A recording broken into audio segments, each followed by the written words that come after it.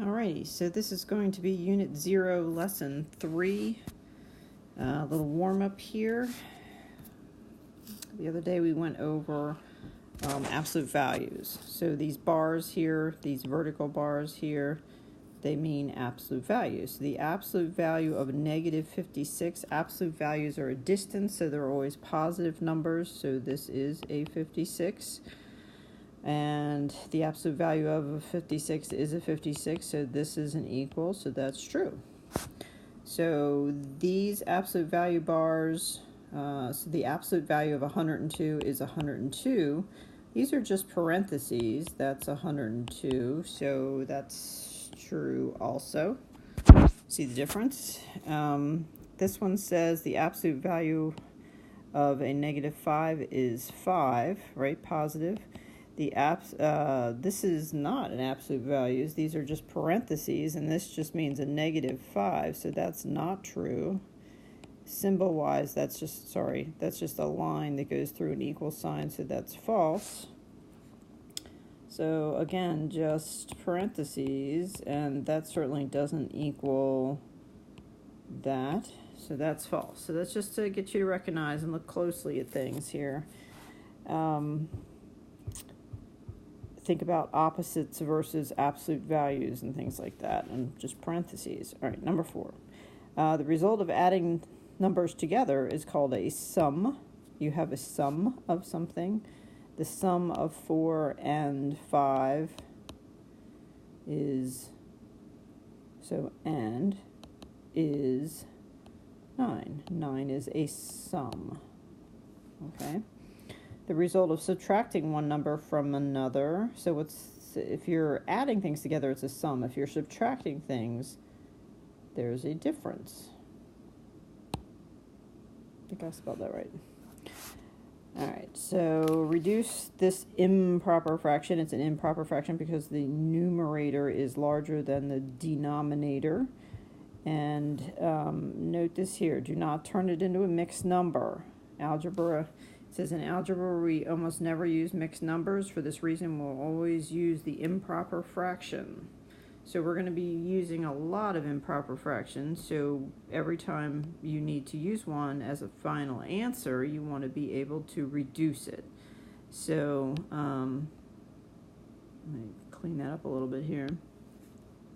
So what do you notice about these numbers? They're even, right? 10 ends in a 0. 8 is an even, so if they're even, they're divisible by 2. And then you look at this result, and nothing goes into the 5 that also goes into the 4. Simplify this improper fraction. Well, let's start with the 2. They're both even. What do we get when we do that? We get 13 and we get 4. Well, 13 is a prime number, so that means nothing goes into it besides itself and 1. So 4 isn't prime, but the factors of 4 are 1, 2, and 4, so there's no way to reduce this fraction any farther.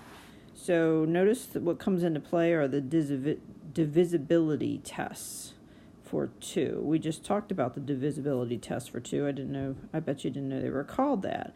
So when you divide things by 2, what are we looking at? To be able to divide things by 2, we need the last digit to be even, right? Even. So it can be a 0, 2, 4, 6, or 8. The number has to end in a 0, 2, 4, 6, or 8 for it to be divisible, evenly divisible by 2, okay? I mean, you can take any number and divide it by 2. You put it in your calculator and you get some decimal. So 7 is not divisible by 2. It's not considered divisible because you get the decimal. So it has to go in evenly and get a whole number back out. That's what it means by it being divisible. So, sorry.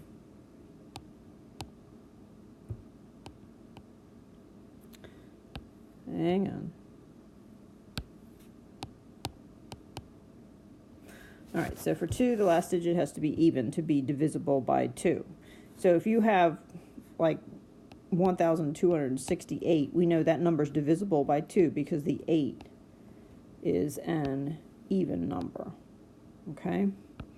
So if a number, how do you know a number? How do you know that 1,296 is divisible by a 3 versus a 2? We know a 2 because the 6 is even, but the 3, you take the sum of the digits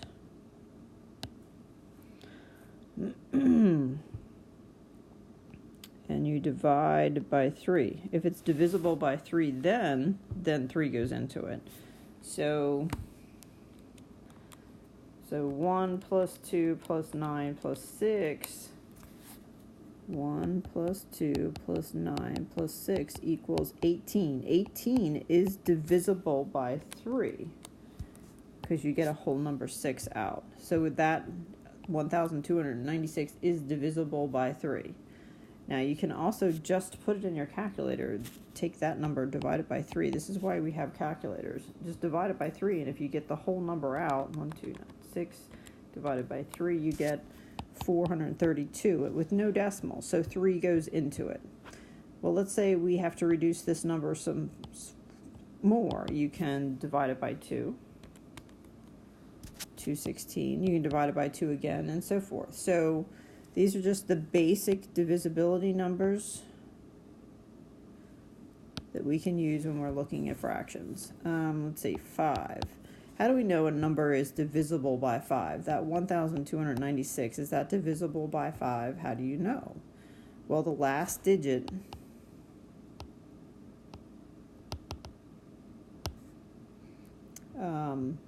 is 5 or 0.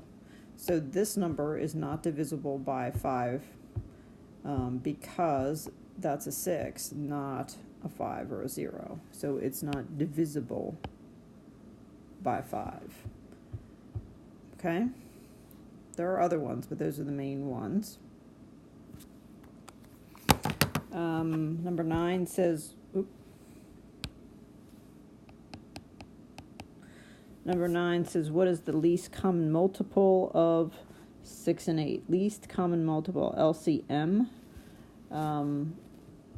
This is sort of what we also use for LCD, for the lowest common denominator. You have to think about 6 and 8. And I find the easiest way to do that is to do all the multiples of a number. So, for example, 6 times 1 is 6. 6 times 2 is 12. 6 times 3 is 18. 6 times 4 is 24. So those are these numbers here are multiples of 6. So it says the least common multiple of 6 and 8. So let's do some multiples of 8. 1 times 8 is 8. 8 times 2 is 12. 8 times 3 is 24. 8 times 4 is 32. Least common multiple. The answer is 24. That is the lowest number that is divisible by both 6 and 8. Let me just say that again. You'll need that in this chapter. You need it when you're adding fractions. You're going to be needing it in chapter 6. So least common multiple of 6 and 8. What is the lowest number that is divisible by both 6 and 8? Remember, divisible means you end up with a whole number when you put it in your calculator. So you can do 24 divided by 6 and get a whole number 4. You can do 24 divided by 8 and get a whole number 3. They're not going to be the same number, but they're divisible by. That means you get a whole number. So the least common multiple of 6 and 8 is 24. All right, well, I said something about something being a prime number. What's a prime number? Only factors are itself and 1. So when you think about 7, what goes into a 7? Well, not a 2, not a 3, not a 5. In fact, the only thing that goes into a 7 is 1 or a 7. So the only factors are itself and 1. So 7 is prime. How about 4? What goes into a 4? Well, 4 is even, so it's divisible by 2. So that means 2 is a factor. 1 is a factor, 2 is a factor. 4 is a factor. So factors other than 1 and 4 are there. So this is not prime.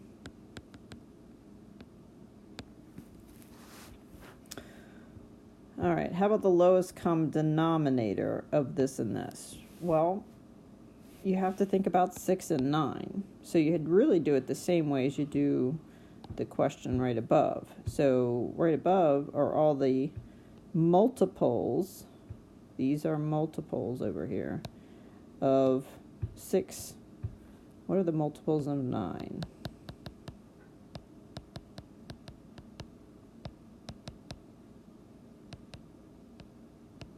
There's a few multiples of 9. Let's see.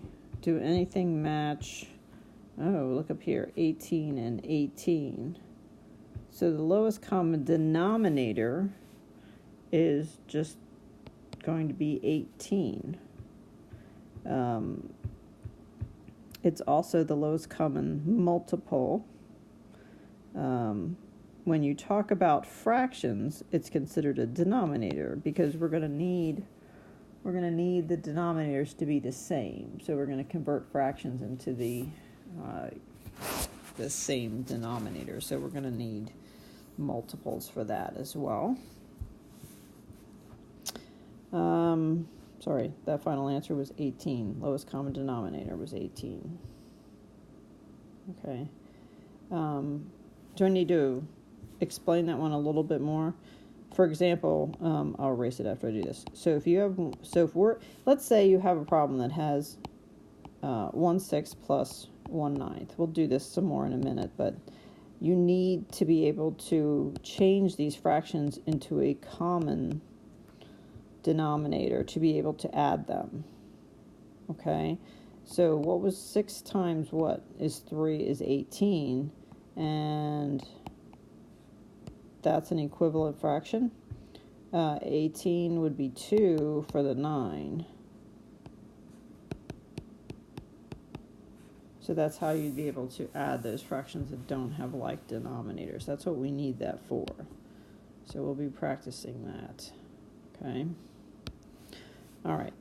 How about number 12? List different ways to say 4 plus 3. Well, I just said 4 plus 3 in words. How about the sum of 4 and 3? How about 3 more than 4? Okay. How about different ways to say 4 minus 3? How about 4 plus a negative 3? How about the difference between, sorry about the handwriting, 4 and 3? How about 3 less than 4? Or 4 less 3?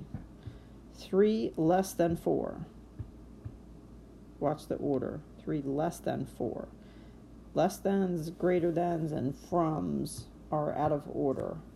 Whereas 4 just less. Less is another word for minus. Less than messes up the order. Okay. All right, let's try to do this page 2. Page 2, Unit 0, Lesson 3. We did all that so we could be able to add and subtract 2 or more real numbers and use them to solve applications with. So how do we add two or more numbers with the same sign? We add two numbers with the same sign, reading right here. Add two numbers with the same sign, both positive and negative. You add their absolute values and give the sum of the same sign. So that's one way. Or, if the signs match, add the numbers together and keep the sign.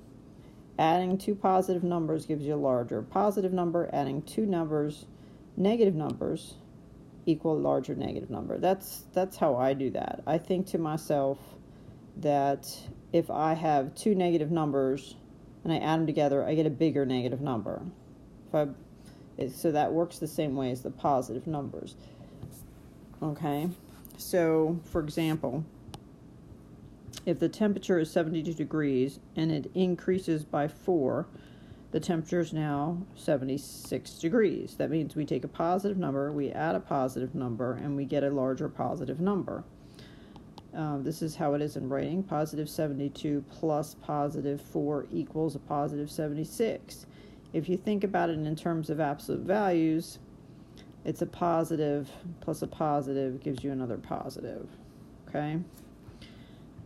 You add them two together and you keep, what does it say? Add the two numbers together if they're both the same sign, and you keep the same sign.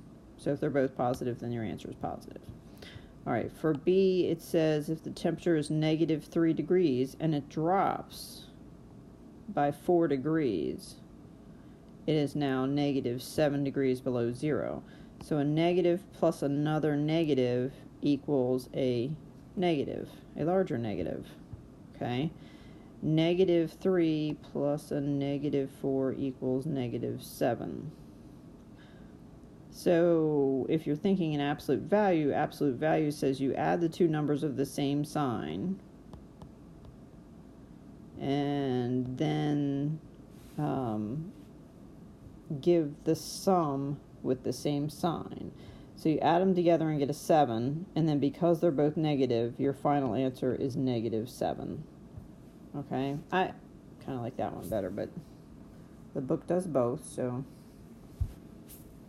let's practice that. Got your calculator out. It's important that you learn how to use your calculator. It's a handy tool. It's like any tool. You don't want to bang a nail in with your calculator. You got to learn how to use a tool correctly as a time saver in the way it's meant to be used. So if you need to be able to put the negative number correctly into your calculator. Calculators usually have the negative sign somewhere else. It's a little harder to use a minus sign as a negative sign. So you should get a calculator that has negative, positive signs, not just adding and subtracting things. So it's not just a for function. You need a better calculator. That's why this class requires a TI 30.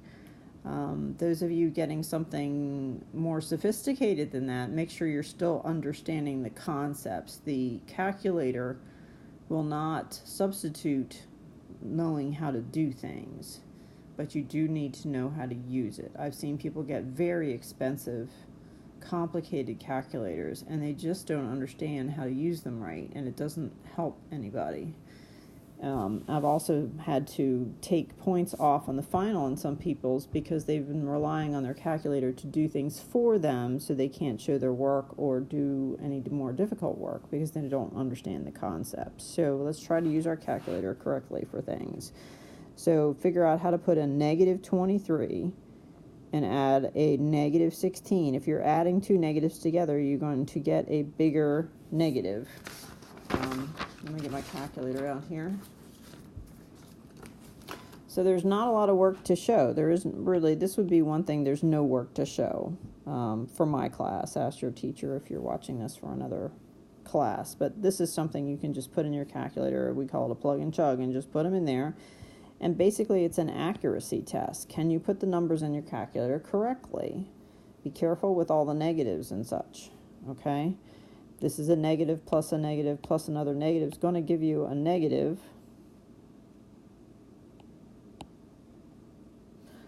And I noticed I even messed it up on my key. All right. And let's see, how about this one? I put this on my calculator. You may have to check these numbers because I already found my error. Negative. Notice this one. See how this is negative plus a negative? Well, this is also a negative plus a negative. I think that's the hard thing to figure out.